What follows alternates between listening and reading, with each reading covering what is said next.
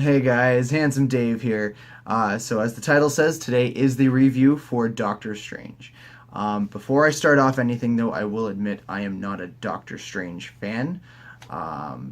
I've never, his comics have never done it for me. Even his appearance in the 94 Spider-Man series.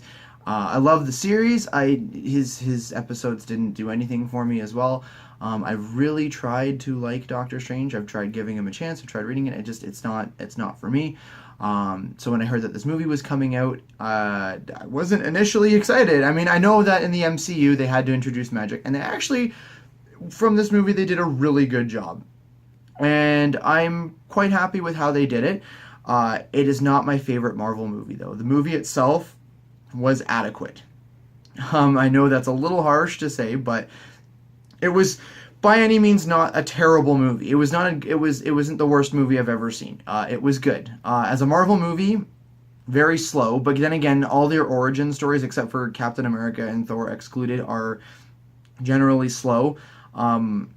It kind of paces itself like Iron Man in a way. It's character structure, so they're trying to build this character to the great Sorcerer Supreme that he is.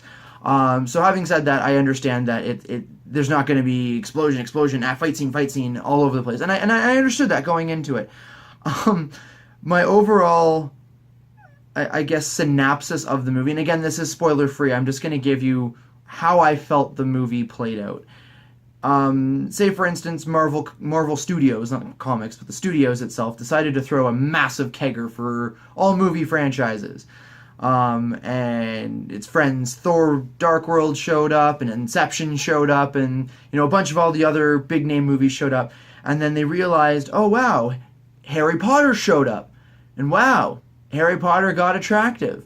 So Inception goes over to Harry Potter, they start dancing, they have a good time, they get a little drunk, they go home with one another, and Thor the Dark World tags along to film the giant hate sex scene that is Harry Potter and Inception, and then posts it on his YouTube page, and everyone enjoys it before they takes it down. Anyhow, I digress. It did seem like a very mature version of Harry Potter meets Inception.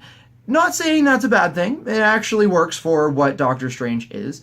Not spoiling anything as well. With Marvel, obviously, there's the post-credit scenes.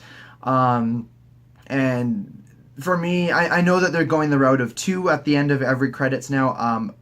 The first one was great. I absolutely thought it was wonderful. It was worth the money right then and there. However, Landmark Cinemas paid me to actually go see it this time, which I thought was pretty cool. But then the last cutscene, I was kind of just like, if you knew a little bit about Doctor Strange, you could see this coming a mile away, but you're just like, okay, cool, thank you. Other than that, like I said, adequate movie. It was very good. Not my favorite Marvel movie, but still pretty good. It didn't do what Ant-Man did to me, though, because I hate Ant-Man. I've never liked Scott Lang, Hank Pym, any of them. I never have. But the movie was phenomenal. I loved Ant-Man as the movie, but again, this just didn't do it for me.